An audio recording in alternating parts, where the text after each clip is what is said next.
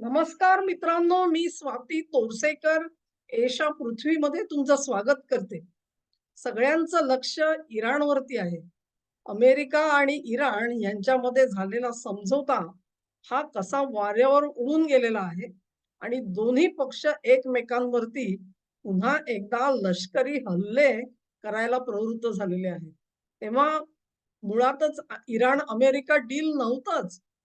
दोघेही पक्ष बघत होते कोण कोणाला आधी फसवत होते आणि त्यानुसार पुढची पावलं टाकण्यासाठी जी उसंत हवी होती ती उसंत दोन्ही पक्षांनी घेतली आणि आता पुन्हा एकदा भांडणांना सुरुवात झाली. मग हे सगळं असताना जे ते मिरवत होते ना, मध्यस्थी आम्ही करतो आम्ही करतो आम्ही करतो म्हणून, त्या पाकिस्तानचं काय, ते सगळ्या जगाला तर सांगत होते बोंबलून की आम्ही कशी यशस्वी मध्यस्थी केली म्हणून. खरी मध्यस्थी झाली कतारकडून, त्याचा आपण उल्लेख केलेला आहे. तेव्हा पाकिस्तानचं इराण मध्यस्थीमध्ये काय होणार कल्पना नाही. पण यांचं शेपूट आता वळवळतंय आणि हे वळवळतं शेपूट जे आहे, त्याच्यावरती अमेरिका त्याला एक फटका देते. तो फटका दिला की हे शेपूट वळवळतं आणि पुढच्या कामगिरीवरती त्यांना पाठवलं जातं. म्हणजे मी म्हटलं तसा हॉटेलमधला पोऱ्या असतो, एक टेबल साफ झालं, आता मालकाने त्याला दुसऱ्या टेबलाकडे पाठवले. आत्ताच पाठवलं असं नाही. बऱ्याच काळापासून या सगळ्या हालचाली चालू होत्या आणि मी एक मागोवा त्याचा जरूर घेतलेला होता. तो देश आहे लिबिया.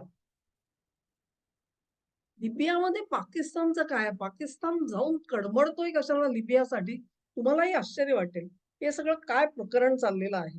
तर थोडक्यामध्ये एक इतिहास बघू आपण आणि त्याच्यामध्ये लिबियाचे मुअम्मर गडाफी जे आहेत, त्यांना सत्तेवरून खाली खेचलं अमेरिकेने. आणि कसं खेचलं आपल्याला माहिती आहे. ते एक नवी करन्सी निर्माण करत होते. तेलाच्या व्यवहारांसाठी म्हणून आफ्रिकन गोल्ड बेस्ड करन्सी आणि कुठेही ऐकायला तयार नव्हते अमेरिकेचं. त्यामुळे त्यांना सत्तेवरून खाली खेचण्यात आलं. 2011 साली म्हणजे ओबामांच्या काळामध्ये. त्याच काळामध्ये हिलरी क्लिंटन ह्या त्यांच्या परराष्ट्र सचिव होत्या, स्टेट सेक्रेटरी होत्या. त्यांच्या आता काही ईमेल्स सुद्धा उपलब्ध झालेले आहेत आणि त्याच्यात त्यांनी काही गोष्टी स्पष्टपणे मांडलेल्या आपल्याला दिसतात. असं तेही आपण बघू. मी एक छोटंसं प्रेझेंटेशन दाखवणार आहे. त्यावर हुकूम आपल्याला हे सगळं बघता येईल. गडाफींच्या मृत्यूनंतर एक प्रकारे म्हटलं तर लिबियाचे 2 तुकडे झाले आणि 2 तुकडे हे काय फॉर्मल तुकडे नाहीयेत. हे इन्फॉर्मल तुकडे आहेत. कारण पश्चिमेकडचा जो भाग आहे साधारणपणे, त्याच्यावर एका घटकाचं प्राबल्य आहे, तर पूर्वेचा जो भाग आहे त्याच्यावर दुसऱ्यांचं प्राबल्य आहे. असा हा लिबिया दुभंगला गेला असला तरी देखील त्याची जी साधन संपत्ती तेल आहे, ते पूर्वेकडे आहे जास्त. ते पश्चिमेकडे नाहीये. ही एक साधारण विभागणी आपण म्हणू शकतो. तर त्याच्यापैकी गडाफीचा जो दुसरा मुलगा होता सैफ, हा पश्चिमेकडे असायचा आणि पश्चिम असो की पूर्व असो, रशियानी दोन्ही ठिकाणी आपला जम बसवलेला होता. म्हणजे थोडक्यात जर का आपण माहिती बघायची झाली, तर ती माहिती अशी आहे की सैफ हा पश्चिमेकडच्या भागातला तो एक प्रकारे प्रमुख म्हणता येईल आपल्याला, कारण गडाफीचा मुलगा होता आणि तो तो रशियाशी आपलं सूत जुळवून होता. अगदी त्याला म्हणजे रशिया त्याला प्रॉक्सी मानत होता. 2019 साली कसंही करून लिबियाच्या सगळी सूत्र जी सत्तेची सूत्र आहेत, ती सैफच्या हातात द्यावी म्हणून रशियाने भरपूर प्रयत्न केलेले तुम्हाला दिसतात. एक प्रकारे रशिया जरी ह्या बाजूला असला तरी देखील तुर्कस्तान सुद्धा पश्चिमेच्या बाजूला झुकलेला होता. कदाचित गडाफीचं जे काही प्रेम असेल त्याच्यामुळे असेल. पण तुर्कस्तानचं जे नॅचरल इन्क्लिनेशन म्हणतो आपण, जो झुकाव होता, तो पश्चिमेकडेच होता. मग पूर्वेला काय होतं? तर पूर्वेला खलिफा हफ्तार हा मिलिटरी ऑफिसर आणि त्याच्या हातामध्ये सगळी सत्ता होती. हा सुद्धा रशियाचाच एक प्रॉक्सी समजला जायचा. म्हणजेच मी म्हटलं तसं रशियाने दोन्ही ठिकाणी आपलं सूत जमवलेलं होतं. आणि मग हफ्तारचं आणि रशियाचं जे सूत जमलेलं होतं त्याच्यातून हफ्तारनी रशियाला 3 एअर बेसेस दिलेले होते. एक टॉब्रुकचा आहे आणि उर्वरित 2 होते. ह्याच्या बाबतीत असं सांगितलं जातं, की जेव्हा सिरियामधून बशर अल असद यांची हकालपट्टी झाली आणि व्यक्तिगतरित्या बशरनं रशियाने आश्रय दिला असं आपण म्हणू. त्यानंतर सिरिया हा त्या अल जोलानीच्या घशात घातला गेला अमेरिकेकडून. आणि जो कालपर्यंतचा सर्वात मोठा दहशतवादी होता, तो आता सुटाबुटामध्ये सत्ताधारी म्हणून मिरवतो आहे. परवा सुद्धा नेटोच्या बैठकीमध्ये तो जोलानी आलेला होता आणि ट्रम्पची आणि त्याची बैठक झाली. तो एक वृत्तांत आपल्याला घ्यायचा आहे, कारण आता असं दिसतंय एकंदरीत जोलानी आपलं जे सगळे मिलिटंट ग्रुप्स आहेत, त्यांना हाताशी धरून लेबेनॉनमध्ये कूच करेल अशी शक्यता आहे आणि त्यांच्या मदतीने लेबनॉन मधल्या हिजबुल्लाचा काय ती विल्हेवाट लावायची असं काहीतरी प्लॅनिंग झालेलं दिसतं. तर बशार अल असद यांची जेव्हा हकालपट्टी झाली, हे अमेरिकेच्या पुढाकाराने झाली. त्यानंतर रशियाने त्यांचे जे काही बेसेस होते सिरियामधले ते उघड्यावर पडले. तिथे जे काय त्यांचं इक्विपमेंट सगळं पडलेलं होतं. माणसं होती, विमानं असतील, ती सगळा भाग त्यांनी हलवला आणि तो त्यांनी लिबियामध्ये नेला. आता लिबियामध्ये कशासाठी? रशियाला 2-3 गोष्टींनी रस आहे. एक तर त्यांचा जो साहेल रिजन आहे किंवा आफ्रिकेमध्ये एक महत्वाचं त्याला आपण म्हणतो ना पिव्हट म्हणतो. अ, त्याच्यासाठी म्हणून तुम्हाला चांगला बेस लागतो आणि तो बेस रशियाला हवा होता. तो त्याला लिबियामध्ये मिळालेला होता. नंबर 2 आणि अत्यंत महत्वाची गोष्ट म्हणजे लिबियामध्ये वॅगनर ग्रुप, ज्याला प्रिगोझिन म्हणतो ना आपण ते त्याचे आधीचे. वॅगनर ग्रुप का महत्वाचा आहे? तर मर्सिनरी फौजा देतात. म्हणजे भाड्याची फौज. ही भाड्याची फौज जी आहे ती आज रशियाला अत्यंत आवश्यक झालेली आहे. कारण युक्रेन आघाडीवरती लढण्यासाठी त्यांच्याकडे रशियाचे सैनिक तेवढेसे ट्रेन होऊन तयार झालेले नाहीयेत आणि ती गॅप भरून काढण्यासाठी म्हणून रशियाने वॅगनर ग्रुप कडून मोठ्या प्रमाणावर मनुष्यबळ घेतलं. त्यानंतर आता उत्तर कोरियाकडून सुद्धा घेतलेलं आपण बघतोय. तर अशा प्रकारे आफ्रिकेमध्ये रशियाला इंटरेस्ट आहे कारण त्याला आयती फौज तिकडे मिळू शकते.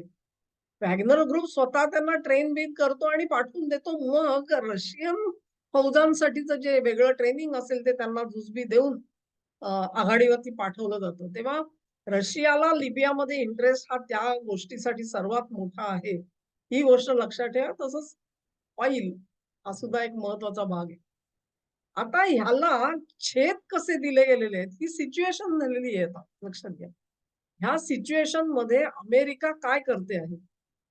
मी काल जो एक विचार मांडला, की ट्रम्प यांनी आपलं धोरण, आपली टोपी फिरवलेली आहे. म्हणजे त्यांनी आधी रशियाला दाखवलं मी तुमच्या जवळचा आहे आणि मी तुम्हाला तुम्हाला पाहिजे तशा टर्म्स देतो आणि पीस डील करतो आणि इन द मीन टाईम ते सगळं होण्यापर्यंत युद्धाची पुन्हा एकदा तयारी तर केली गेली नाही ना युक्रेनमध्ये ही आपल्याला शंका येते. आणि आता एका मागून एक रशियाची कोंडी करण्याचे प्रयत्न कसे अमेरिकेचे चालू आहेत हे बघण्यासारखी गोष्ट आहे मित्रांनो.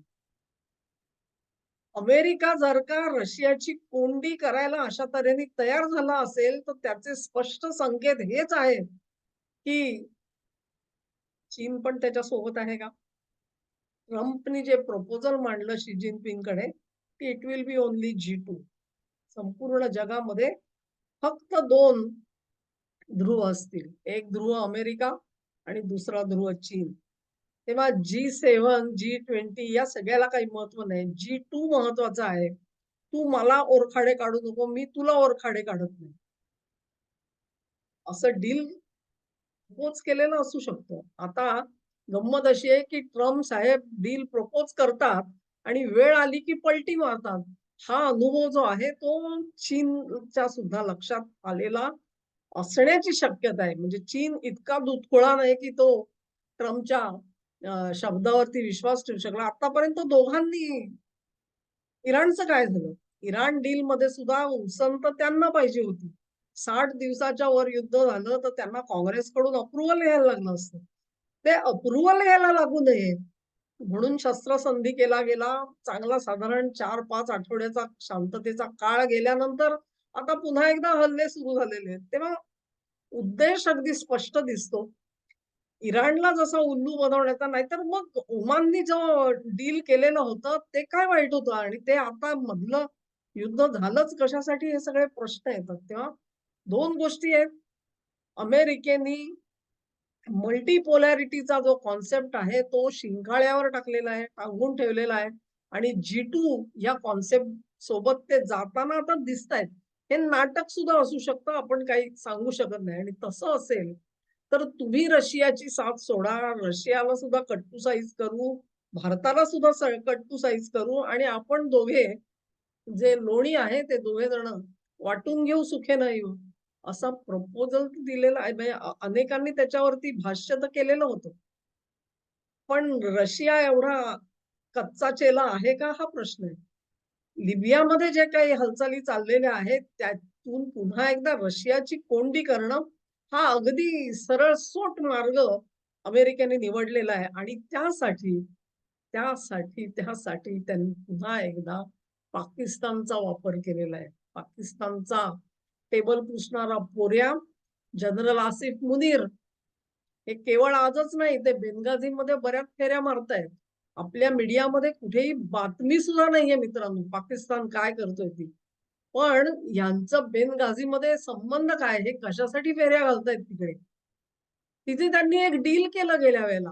JF-17 विमानं लिबियाला विकण्यासाठी. ईस्टर्न पार्ट ऑफ लिबिया ज्याचा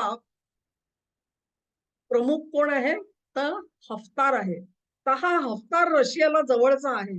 JF-17 ही जी विमानं आहेत ती चीनी बनावटीची आहेत आणि ती पाकिस्ताननी देऊ केली आणि अशा रीतीने त्यांनी सख्य करण्याचा प्रयत्न तर केला नाही ना ईस्टर्न साइडला. लक्षात घ्या. कारण वेस्टर्न साइडला मी म्हटलं तसा तुर्की ऑलरेडी तुर्कीचा प्रभाव आहे वेस्टर्न साइडवरती.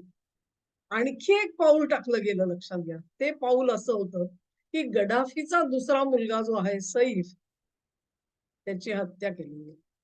तेव्हाच मी व्हिडिओ केलेला होता फेब्रुवारीमध्ये. If I am not mistaken 3 फेब्रुवारीला हत्या झाली. साधारण त्या दरम्यानचे व्हिडिओ तुम्ही चेक करू शकता आणि त्याच्यामध्ये ह्यातली काही बॅकग्राऊंड मी एक्सप्लेन केलेली निश्चित असेल. तेव्हा सैफचा काटा काढण्यात आला. सैफचा का काटा काढण्यात आला? हा प्रश्न आहे. एक प्रकारे मी बघते तसा पश्चिम आणि पूर्व लिबिया ह्यांच्या युनिफिकेशनसाठी म्हणजे ह्या दोन्ही लिबियांनी एकत्र यावं म्हणून प्रयत्न चालू आहेत. तसे ते प्रयत्न युनोतर्फे पण चाललेले आहेत, इतरही लोक करतायत. पण अमेरिका जेव्हा पाकिस्तानला पाठवून त्यांना मध्यस्थ बनवून युनिफिकेशनचे प्रयत्न सुरू करते, तेव्हा त्याला एक वेगळा दुर्गंध येतो. दुर्गंध येतो. कारण त्याचा अर्थ एवढाच असतो, की रशियाची सद्दी तिथून संपवणं. की रशियाची सद्दी संपवायची तर त्यातला जो काटा होता त्या सैफचा काटा काढला गेला. त्यानंतर हे जे JF-17 डील झालं ईस्टर्न साइडला हफ्तार साहेबांबरोबर, त्यानंतर पश्चिमेकडचाच एक सिनियर लष्करी अधिकारी मोहम्मद अल हदाद हा मारला गेला. आणि हा कसा मारला गेला हे बघण्यासारखं आहे. हे हदाद साहेब जे आहेत ते तुर्कस्तानामध्ये गेलेले होते, अंकारामध्ये लष्करी डील्स करण्यासाठी. इथे डील झालं JF-17चं. हदाद साहेब अंकारामध्ये, तिथून ते निघाले आणि त्यांचं विमान अपघातात सापडलं. त्यांच्या सोबत असलेली सगळी माणसं ही मारली गेली. तेव्हा हदाद, सैफ नंतर हदाद हा सुद्धा एक काटा होता का? हा प्रश्न येतो. तेव्हा अमेरिकेला जे नको असतात त्यांच्या हत्या घडवल्या जातात. बरोबर ना? आता सुद्धा आपले पंतप्रधान ऑस्ट्रेलियात गेले. एक काहीतरी कट उधळला गेला. बरोबर आहे ना? तेव्हा जशा मोदींच्या हत्येचे प्रयत्न चालू आहेत, तसेच हे इथे चालू आहेत. आणि aim is very clear. Aim is very clear to kick Russia out of Libya. लिबियामधून रशियाची हद्दपार झाला, तर त्याला वॅगनर ग्रुपकडून मिळणारा मनुष्यबळाचा सप्लाय जो आहे तो बंद होतो, पुरवठा बंद होतो आणि तो पुरवठा बंद झाला, तर तुम्ही लढाई कशी करणार हा प्रश्न आहे. म्हणजे एका बाजूला युक्रेनला अत्याधुनिक सामग्री दिलेली आहे, ड्रोन्स दिलेले आहेत. ते ड्रोन्स त्याला गाईडन्स देण्यासाठी म्हणून Starlinkची सगळी यंत्रणा दिलेली आहे. त्यातून रशियाच्या अंतर्गत भागापर्यंत हल्ले करून त्यांच्या रिफायनरीज झोपवण्यात आलेल्या आहेत. इतक्या झोपवल्या की सरतेशेवटी रशियाला रिफाइंड ऑइल पुन्हा इम्पोर्ट करावं लागलं. जो रशिया एक्सपोर्टर होता, तो इम्पोर्टर झाला. इथपर्यंत पाळी आणली अमेरिकेने. दुसरीकडे ही अवस्था आहे. दुसरीकडे आणि मी आणखी एक उल्लेख केलेला होता आर्मेनियाचा. तुम्हाला आठवत असेल आर्मेनियावरती मी एक स्वतंत्र व्हिडिओ केलेला होता. जो आर्मेनिया हा रशियाच्या सोबत होता. त्या आर्मेनियामध्ये आता असा माणूस आलेला आहे, की जो तुर्कस्तानशी संगनमत करू शकतो आणि जो युरोपियन युनियनशी चुंबाचुंबी करू शकतो. तेव्हा रशियाची तिथे जशी गळचेपी करण्यात आली आहे, कोंडी करण्यात आली आहे, तशीच इथे करण्यात येते आहे का हा प्रश्न आहे. अन्यथा इराण मध्यस्थीनंतर पाकिस्तानला घाईघाईत परत एकदा लिबियामध्ये या सगळ्यासाठी का पाठवलं गेलं? ह्या प्रश्नाचं उत्तर कठीण आहे कारण तो कूट प्रश्न आहे. अजून सर्व बाबी ज्या आहेत त्या जगासमोर आलेल्या नाहीयेत. आपल्या मीडियामध्ये तर त्याची बातमी नाहीये. जे कोणी सगळे तज्ञ आहेत ते या भागाकडे बघत नाहीयेत. तेव्हा एका प्रकारे रशियाची पूर्णपणे कोंडी करण्यात आलेली आहे आणि मग तुमच्या लक्षात येईल की हल्लीच्या काही दिवसामध्ये मोदी सुद्धा रशियापासून 4 हात दूर आहेत. अजूनही SU-57 साठी बेस्ट डील पुतीननी देऊन सुद्धा भारताने अंतिम निर्णय घेतलेला नाही. अंतिम निर्णय घेतलेला नाहीये कारण परिस्थिती दोलायमान आहे. आणि ही दोलायमान परिस्थिती कशी फिरेल, त्या परिस्थितीमध्ये आपण फरफटले जाऊ नये, ही काळजी भारताला घ्यायची. बाकी आता हे सगळी माणसं जे काय करायचं ते करतातच. एक छोटंसं प्रेझेंटेशन आहे. ते प्रेझेंटेशन आपण बघू. अगदी धावतं बघता येईल आपल्याला. फार वेळ नाही देता येणार आहे त्याच्यात. त्यामुळे करता येईल आपल्याला आणि राईट. सो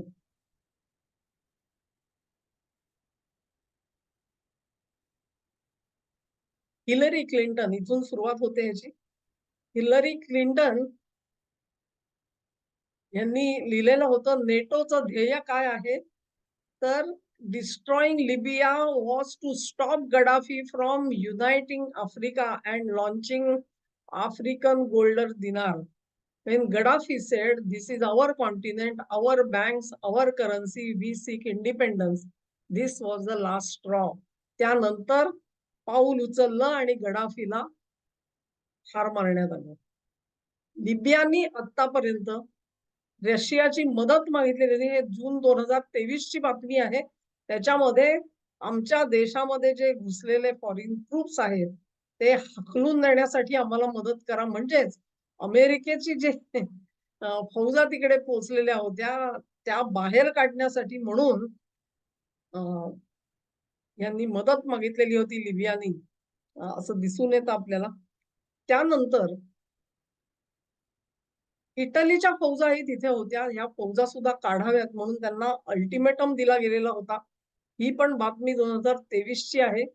2025 मध्ये मी म्हटलं तसे एअरबेसेस जे आलेले होते ते ती एक्झाम्पल आहे आणि त्याच्यामध्ये मी म्हटलं तसं साहेल रिजन आफ्रिकेचा आणि अन्यत्र त्यांना बेसची गरज होती आणि ती गरज पुरवण्यासाठी म्हणून रशियाने घेतलं आणि त्यांनी नंतर सगळी जी इक्विपमेंट्स आहेत ती शिफ्ट केलेली होती सिरियामधून.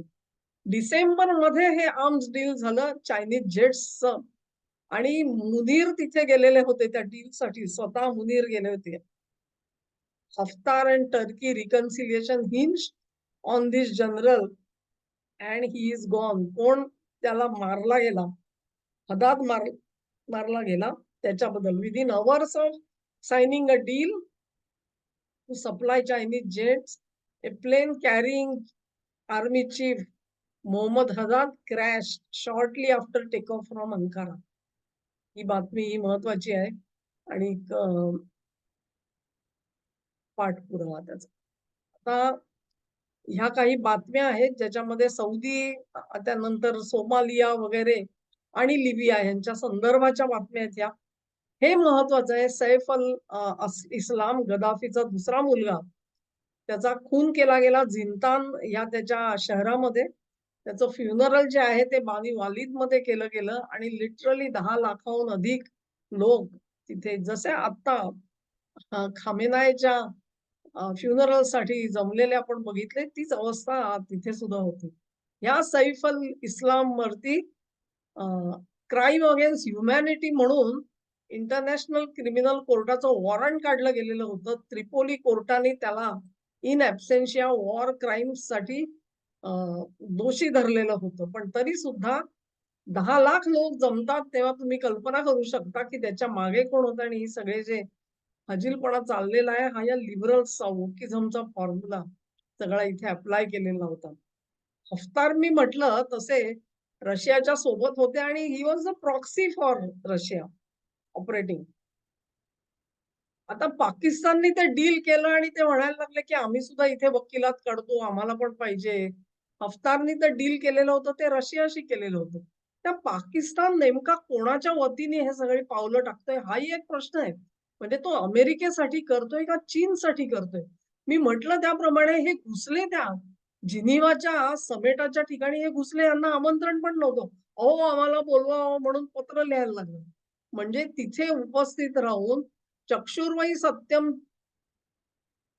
रिपोर्ट चीनला पाठवण्यासाठी तर पाकिस्तान परत घुसला नाही ना जिनिव्हामध्ये. हा प्रश्न अतिशय महत्वाचा आहे मित्रांनो. आणि याची उत्तरं आपल्याला अशी तशी नाही, ती काही काळानंतर जरूर मिळायला सुरुवात होईल. गडाफीनी काय सांगितलेलं होतं, की वेस्टर्न कंट्रीजना सिरिया काढायचा आहे, लेबेनॉन काढायचा आहे. ती जी बॉर्डर आहे ती सरतेशेवटी तुर्कस्तान आणि इस्रायलला भिडले. म्हणजे हे 2 जे देश आहेत सिरिया आणि लेबनॉन, हे गडाफी 2011 मध्ये बोलला. लक्षात घ्या, आज कुठे आहोत आपण ते होताना दिसतंय की नाही तुम्हाला? बाल्कनायझेशन ऑफ इजिप्त होईल तो म्हणाला होता. And Syria will be distributed into 5 states. सगळं आज प्रत्यक्षात होताना दिसतंय. त्या गडाफीनी अमेरिकेला पूर्ण जाणून घेतलेलं होतं असं आज म्हणू शकतो आपण. त्यावेळेला आपल्या मनामध्ये गडाफी बद्दल अनेक गैरसमज असतील, की तो सगळं वर्णन केलं गेलेलं होतं ना, तो कसा क्रूर कर्म आहे आणि प्रजेवर अनन्वित अत्याचार चाललाय वगैरे वगैरे. पण ती ही सगळी दुसरी बाजू आहे हे लक्षात घ्या. आणि ह्या कात्रीमध्ये आज कुठले कुठले इस्लामी देश पकडले गेलेले आहेत ह्याचाही विचार करा. Pakistan mediating Libya unity push ही 6 जुलैची बातमी आहे, लक्षात घ्या. As rival can seek deal, Pakistan has quietly begun mediating between Libya's rival Eastern and Western powers. They previously reported Pakistani effort that would further raise the diplomatic profile.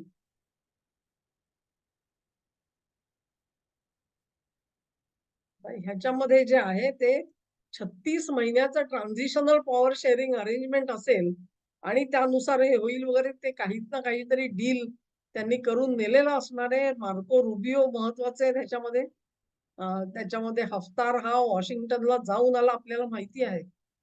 State Department said in a statement that at that time Rubio welcomed Haftar's efforts to overcome divisions and reaffirmed US support for Libyan unity.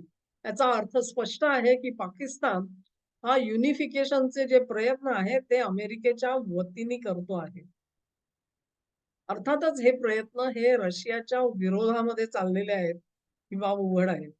म्हणजे Russia सुद्धा ते unification करून आणेल, कारण त्यांची पावलं तिथे रुतलेली आहेत आज. पण ती रुतलेली पावलंच मुळी उखडून टाकण्यासाठी हा सगळा उद्योग चालू झालेला आपल्याला दिसून येतो. तेव्हा पाकिस्तानचं नेमकं ही का कशासाठी ते चोंबडेपणा करतायत, हा अतिशय मोठा प्रश्न आहे.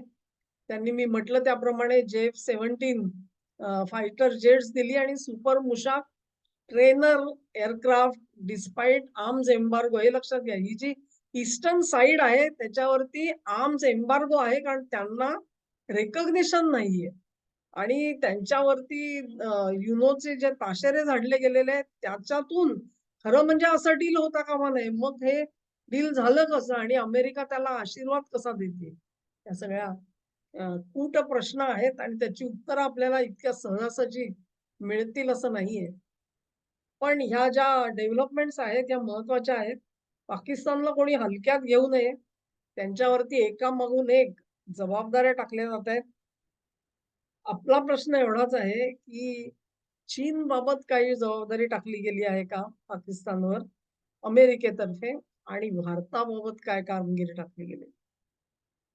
बांगलादेशमध्ये त्यांचं काय आपल्याला माहिती आहे, नेपाळमध्ये काय माहिती आहे, श्रीलंकेत काय माहिती आहे, मालदीवमध्ये काय आहे माहिती. पण हे प्रश्न जे आहेत, they are going to be very crucial. हा व्हिडिओ तुम्हाला आवडला असेल अशी आशा करते. तुम्हाला आवडला असेल, तर ही लिंक शेअर करा, व्हिडिओला लाईक करा, चॅनेलला सबस्क्राईब करा आणि सहकार्य असंच चालू ठेवा. नमस्कार.